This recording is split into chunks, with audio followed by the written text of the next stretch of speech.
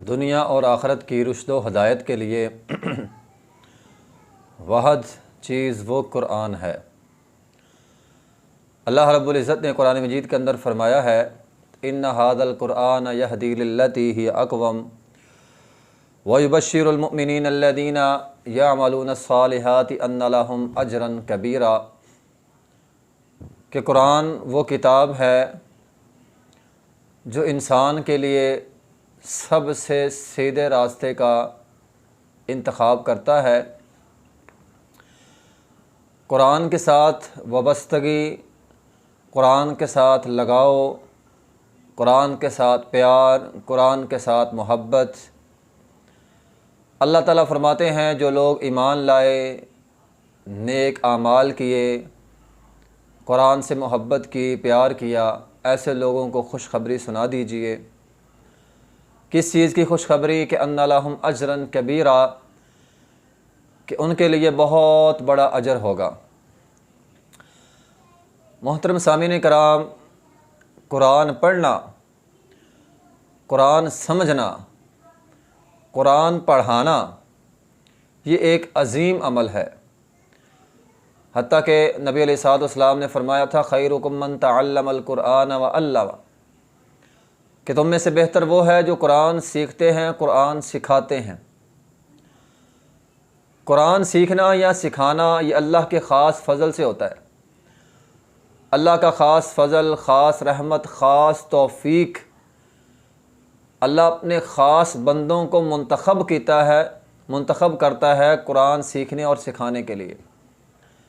آپ اس کو یوں سمجھ لیں جیسے مثال کے طور پر آسمان میں جیسے قرآن دازی ہوتی ہے، تو جس کا قرے کے اندر نام نکلتا ہے اللہ اس خاص بندے کو خاص توفیق دیتے ہیں، وہ قرآن سمجھتے ہیں۔ ورنہ آپ دیکھ لیں معاشرے میں ہزاروں لاکھوں لوگ ہیں قرآن سے بالکل دور ہے، ان کا قرآن پڑھنے کو دل نہیں کرتا، قرآن سمجھنے کو دل نہیں کرتا۔ تو جو لوگ اس پرفتن دور میں قرآن کے ساتھ جڑے ہوئے ہیں، قرآن کے ساتھ ان کا لگاؤ ہے، تو یقیناً یہ اللہ کی خاص رحمت اور خاص توفیق سے ہے۔ قرآن پڑھنے کے حوالے سے چند ابتدائی اصول ہیں، ان کو ملوز خاطر رکھنا بہت زیادہ ضروری ہے۔ سب سے پہلے تو یہ ہے کہ قرآن آدمی اچھی آواز میں پڑھے، جس کو ہم قرآن کا ناظرہ پڑھنا کہتے ہیں۔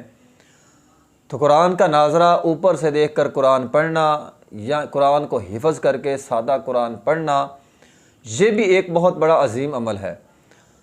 حتیٰ کہ نبی علیہ الصلوۃ والسلام نے فرمایا الف لام میم پڑھنے سے انسان کو 10 نیکیاں ملتی ہیں۔ تو سب سے پہلا اصول یہ ہے، سب سے پہلا قرآن کا حق یہ ہے کہ قرآن کو اچھی آواز میں پڑھنے کی کوشش کی جائے۔ ایک حدیث کے اندر آیا من لم یتغن بالقرآن فلیس منا، جو انسان قرآن کو اچھی آواز میں نہیں پڑھتا نا، وہ ہم میں سے نہیں ہے۔ اگر یہ حدیث اور آج کا معاشرہ دونوں کو آمنے سامنے رکھ لیں تو آپ دیکھیں کتنے ایسے لوگ ہیں جنہوں نے کبھی کوشش ہی نہیں کی قرآن اچھا پڑھنے کی۔ ایک تو ہے نا بندہ کوشش کرتا ہے، اس کی آواز اچھی نہیں ہو رہی، لیکن کثیر تعداد میں لوگ ایسے ہیں جو کوشش ہی نہیں کرتے قرآن کو اچھا پڑھنے کی۔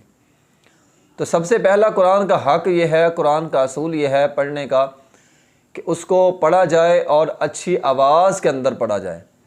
حتیٰ کہ نبی علیہ الصلوۃ والسلام کی ایک اور حدیث ہے، آپ علیہ الصلوۃ والسلام نے فرمایا قرآن کو اچھی آواز میں پڑھا کرو۔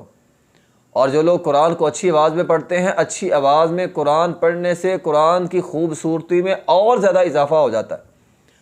اس لیے قرآن کو اچھی آواز میں پڑھنا یہ پہلا اصول ہے، پہلا قانون ہے۔ نمبر 2، قرآن کو خالصتاً اللہ کی رضا کے لیے پڑھنا، خالصتاً اللہ کی رضا کے لیے پڑھنا۔ اللہ اکبر! جو لوگ قرآن پڑھتے ہیں لیکن ان کے پڑھنے میں اگر ریاکاری ہے، تکبر ہے، دکھلاوا ہے، ایک رتی برابر ثواب نہیں ملے گا، بلکہ قاری قرآن نبی علیہ الصلوۃ والسلام نے فرمایا اللہ تعالیٰ اس کے ساتھ جہنم کی آگ کو بھڑکائیں گے۔ کیوں؟ یہ قرآن پڑھتا تھا خالصتاً اللہ کی رضا کے لیے نہیں، اپنی شہرت کے لیے پڑھتا تھا، دکھلاوے کے لیے پڑھتا تھا۔ تو یہ چیز بڑی اہم ہے کہ قرآن پڑھنا ہے خالصتاً اللہ کی رضا کے لیے پڑھنا ہے۔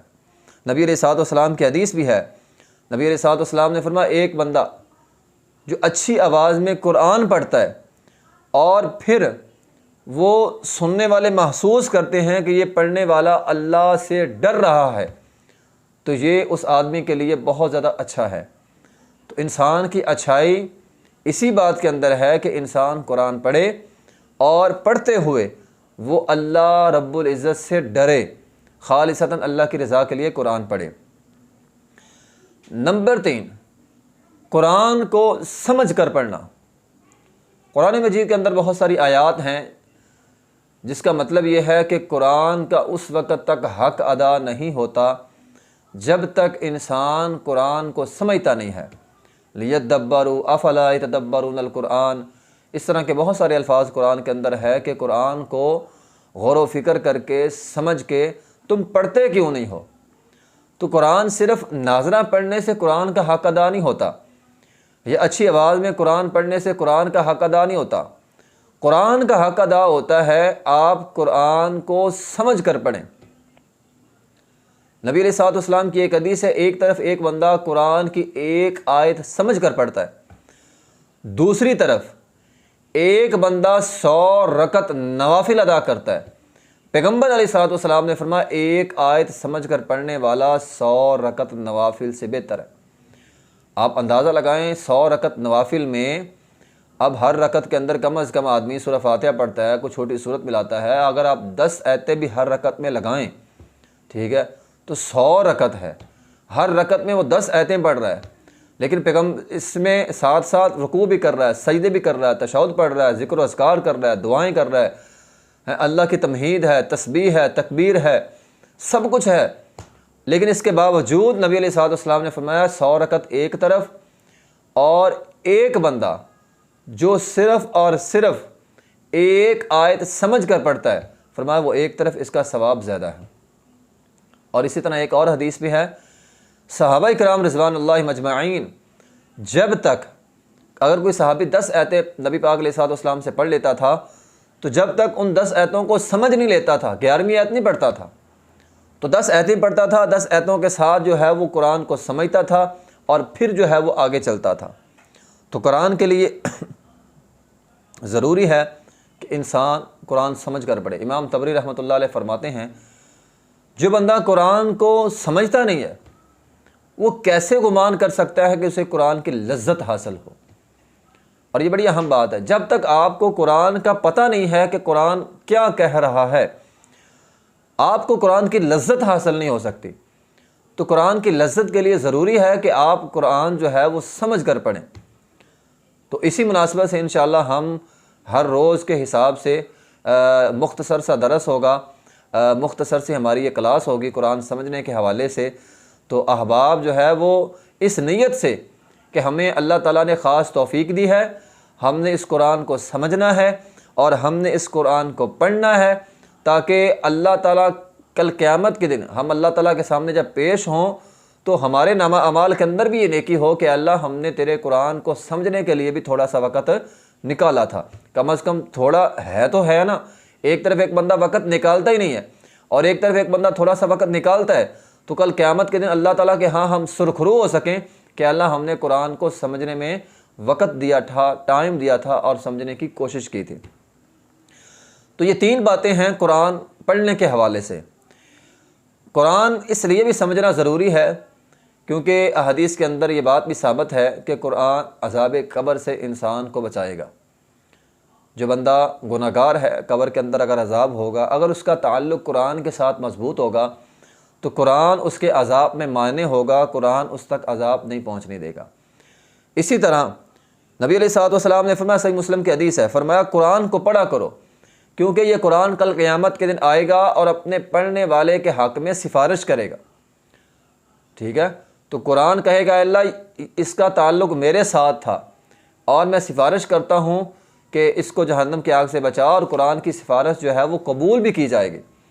تو قرآن اس لیے بھی پڑھنا ضروری ہے تاکہ ہم قبر کے عذاب سے بچ سکیں اور ہم جو ہے وہ جہنم کے عذاب سے بچ سکیں، میدان محشر کی سختیوں سے بچ سکیں، اور قرآن کے ساتھ محبت، پیار، لگاؤ دنیا اور آخرت کی بھلائی کا سبب بنتی ہے۔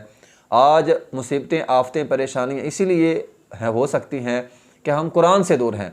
تو قرآن کے ساتھ لگاؤ کرنا، پیار کرنا، محبت کرنا، اور اس کا تقاضا ہے کہ ہم اس قرآن کو پڑھیں اور اس قرآن کو سمجھیں۔ تو انشاءاللہ ہر روز ہم قرآن کا کچھ نہ کچھ حصہ پڑھا بھی کریں گے اور پھر اس کی تفسیر اور اس کو سمجھا بھی کریں گے، تاکہ کل قیامت کے دن ہم بھی اللہ تعالیٰ کے ہاں سرخرو ہو سکیں۔ وآخر دعوانا الحمدللہ رب العالمین۔